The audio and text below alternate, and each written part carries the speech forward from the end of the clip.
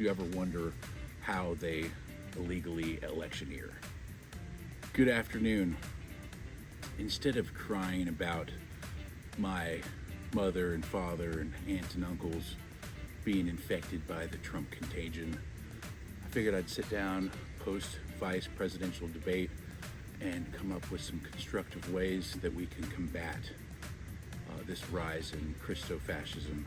So it is upsetting that the Trump contagion has eaten parts of my parents' brain. My roommate and close friend brought to my attention after the vice presidential debate, the most searched term online was abortion after the vice presidential debate. But do you ever wonder how the MAGA minority is able to control the narrative? I'll tell you why, and their focus is on the local level. City, county, state elections.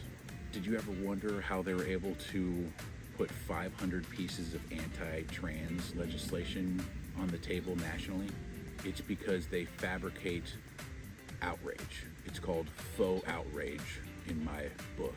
They have, one person create multiple accounts or multiple personalities, and then they send that one person to attack a local elected official that's in a area where they want to impact legislation or changes. They focus and they target that person, and they make it feel like hundreds of people are coming after them, with this faux outrage, and it's really just a handful of people, or maybe even just one. But they target city council, they target, county clerks, or, judges, state governments, state senators, state house members. They're going to barrage them with emails, texts, letters, phone calls every day, giving the illusion that a large percentage of the constituents are outraged about this particular topic.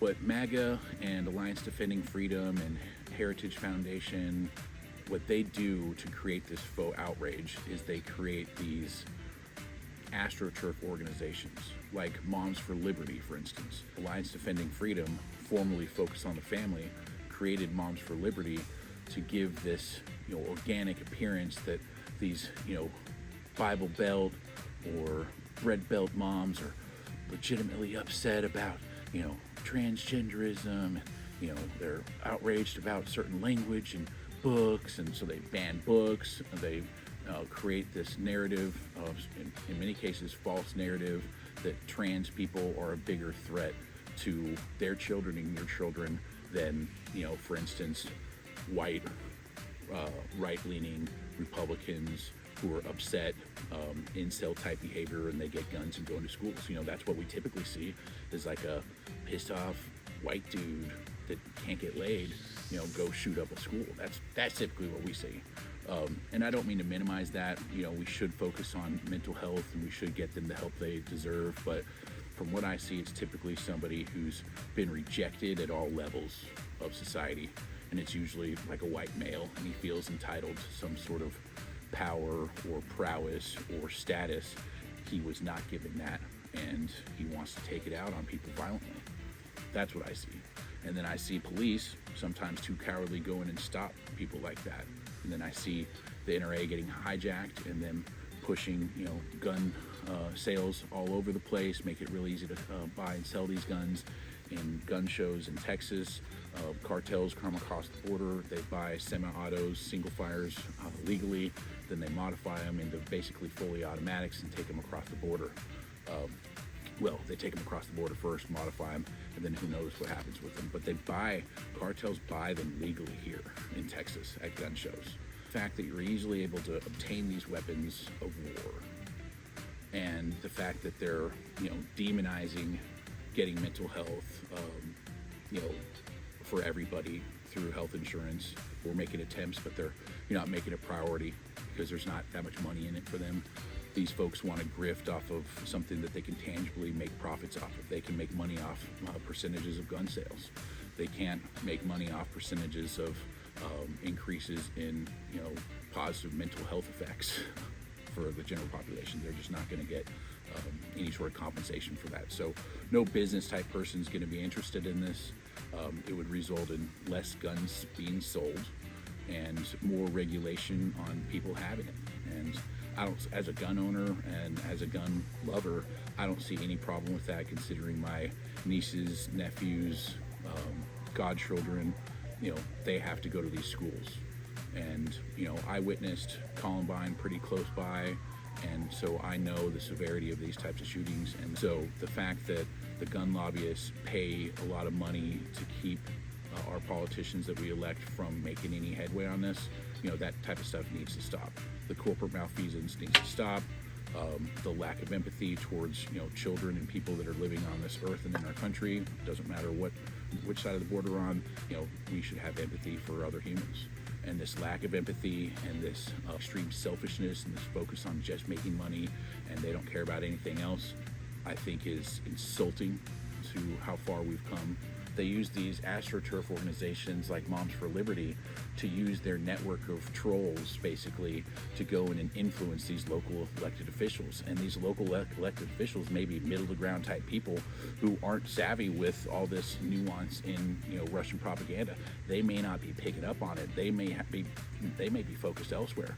So they have no idea that that these seemingly Christian, conservative, Bible Belt citizen voters, they're actually just like people from other country or non-voters, not apolitical people, just being given a script of Putin propaganda that aligns perfectly with right-wing propaganda. They're just spewing it on them. And I don't know why these local officials aren't being told, like, mandated to learn the red flags and what to look for, because if it's easy for me to see being isolated on 3 acres in the country in Texas, selling insurance for my home, like why can't these people see it in the flesh and like when they're in the office? And why isn't there any support from these government officials that they work with, giving them aid as far as how to identify it, how to combat it?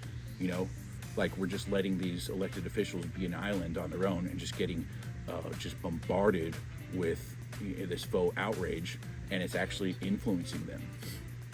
So we need to step up, we need to use our numbers, and we need to back up the people that we put in office and let them know that, hey, no, we actually, 80% of us agree on bodily autonomy. And they are trying to convince you with dozens of fake accounts that it's 50-50 out there on bodily autonomy. But what we saw last night is that everybody searched about abortion. Everybody's been distracted from the real issue. But if we talked about what the real issue is, which was repealing Roe v. Wade and taking away bodily autonomy, we were all on the same page. We all agree on bodily autonomy. If you actually get everybody to agree on definitions, and we sit down and have a proper conversation, and everybody understands the context of things, but 80% of us agree on bodily autonomy. And these trolls and the Moms for Liberty and Alliance Defending Freedom, they are spending tons of money, along with Putin and other autocracies around the world. They're spending tons of money to convince you specifically that this country is split 50-50 on that. And it's not. It's 80-20.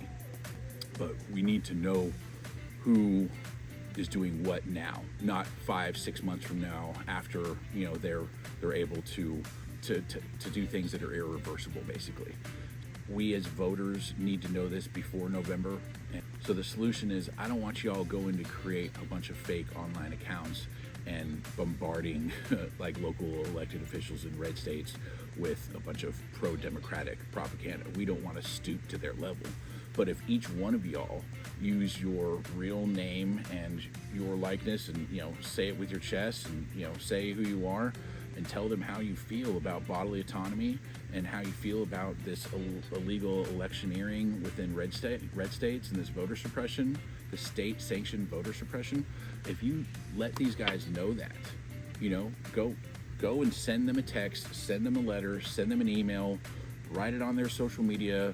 Just if everybody sends one message to a couple local elected officials each, that will totally eclipse these antics and all these strategies deployed by the troll industrial complex and the MAGA, far right MAGA, Putin troll industrial complex. We can actually beat them with our numbers. There's hundreds of millions of us worldwide. There's hundreds of millions of us. There's only tens of thousands of them. So don't let tens of thousands of angry incels, losers, affect the next, I don't know, 100, 200 years. I don't want that to happen. I think we have a big enough voice. We're on the right side of history. They're obviously disingenuous, that everything that they say can be debunked. Just stick with it. Find a primary source and fucking debunk a myth, and then go contact a local elected official and let them know just the basics. Don't get caught up in like all the nuance and like the conspiracy stuff. Just tell them the basics. Like, I believe in bodily autonomy and I'm in this district. You know, I believe that women should have the right to choose. Just keep it simple and then just get on with your day. But send a local elected official at your county, at your state level, or at your city municipal level. Go ahead and let them know. Go to the Contact Us page on their website.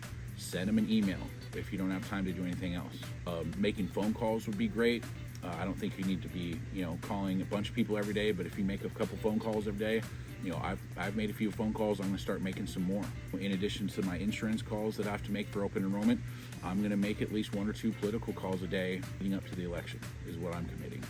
And I'm going to try to get 5 people to come out and vote. Good luck. Make sure to combat this faux outrage. Let your local representatives know that we're out here and that the people that were creating that faux outrage, that was a fabricated narrative at the request of billionaires who just want to destabilize our economy and turn our country into a fascist theocracy. This is all nothing new, but I won't be able to live with myself if I don't speak out against it. Slava Ukraine.